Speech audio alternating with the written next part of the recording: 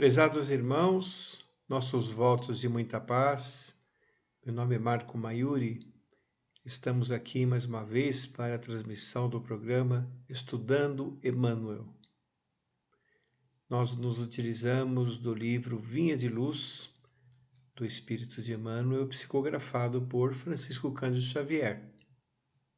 Vamos então a mais uma edificante lição, intitulado Multidões. É o capítulo 6 do livro Vinha de Luz. Tenho compaixão da multidão, disse Jesus. Está no Evangelho de Marcos, capítulo 8, versículo 2. Os espíritos verdadeiramente educados representam em todos os tempos grandes devedores à multidão. Raros homens, no entanto, compreendem este imperativo das leis espirituais. Em geral, o mordomo das possibilidades terrestres, meramente instruído na cultura do mundo, esquiva-se da massa comum, ao invés de ajudá-la. Explora-lhe as paixões, mantém-lhe a ignorância e costuma roubar-lhe o ensejo de progresso. Traça leis para que ela pague os impostos mais pesados. Cria guerras de extermínio em que deva concorrer com os mais elevados tributos de sangue.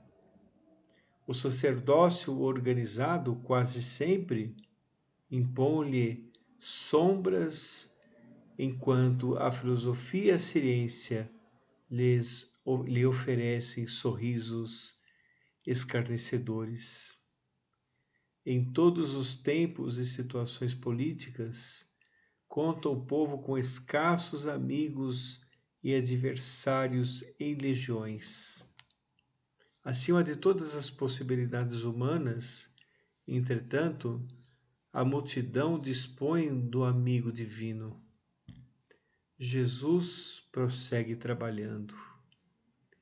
Ele que passou no planeta entre pescadores e proletários, aleijados e cegos, velhos cansados e mães aflitas, volta-se para a turba sofredora e alimenta-lhe a esperança, como naquele momento da multiplicação dos pães.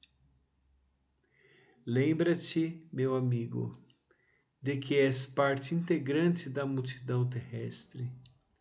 O Senhor observa o que fazes. Não roubes o pão da vida, procura multiplicá-lo. Emmanuel. Muito bem, mais uma edificante mensagem de Emmanuel, quando Jesus olha para a multidão e diz: tenho compaixão da multidão. Vejamos que a multidão que nos cerca representa a grande massa humana, que ainda vive cercada de imperfeições e de deslizes a todo momento.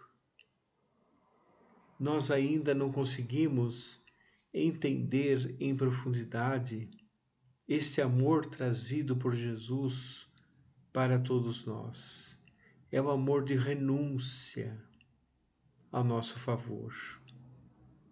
Porque quando ele esteve entre nós, a primeira mensagem redentora foi ele ter saído das esferas celestes e mergulhar aqui em uma indumentária carnal como a nossa, uma mente avançada, e viver aqui entre nós utilizando exemplos simples da natureza. É o vento que sopra, é o joio, é o trigo, é a ovelha desgarrada.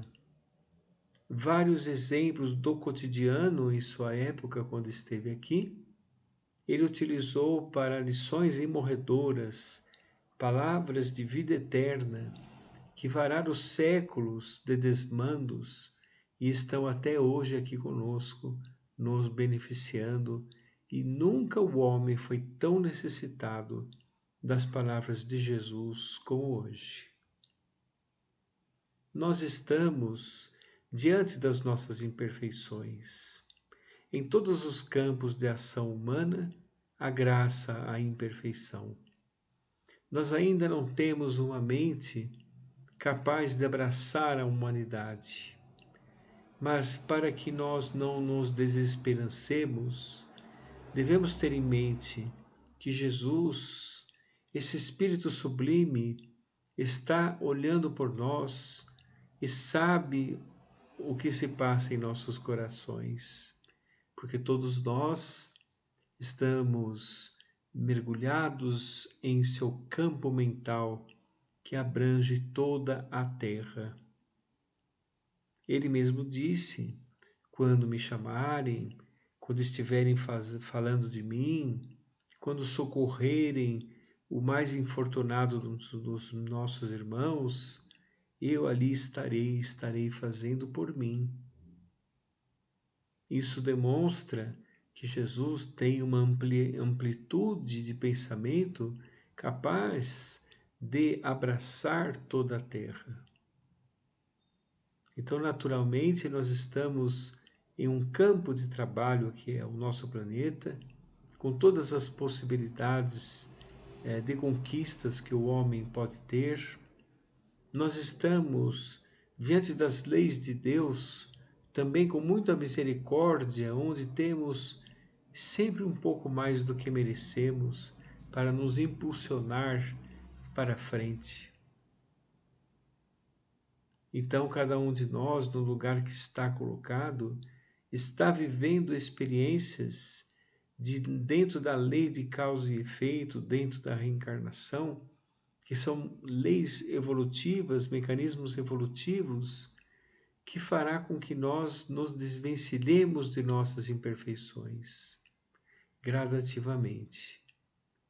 Então, Jesus teve a ocasião de dizer que para nós encontrarmos o reino dos céus, que é aquele estado de felicidade do Espírito, necessário é renascer de novo, ou seja, a multiplicidade das existências. O que é da carne, o que é do Espírito é do Espírito. Desta forma, nós encontraremos o reino dos céus, que não está nas paredes estreitas dos templos, não está nem nas religiões. O reino dos céus está em nossos corações. Quando ampliarmos as nossas consciências, nós encontraremos o reino dos céus, que sempre esteve conosco. Mas Jesus, ao olhar aquela turba imensa que se agitava diante de dores atrozes, frutos das suas próprias imperfeições, teve compaixão de nós, demonstrando que entendia o nosso momento, mas ao mesmo tempo sentia por nós aquela compaixão, aquela vontade de ajudar, aquela vontade de fazer a humanidade progredir, porque quando ele trouxe a sua mensagem, ele sabia que não era tanto por um momento, mas era ao longo da evolução dos seres humanos. Alguns entenderam. Os mais próximos de Jesus, os apóstolos, demoraram para entender, mas a partir do momento em que se aguçou a sua sensibilidade dos apóstolos, eles passaram a entender e realmente testemunhar, muitas vezes com a própria existência, a verdade morredora trazida por Jesus. Vamos lutar com as nossas imperfeições, fazendo a nossa parte no mundo em que estamos. Muita paz a todos. Fiquem com Deus.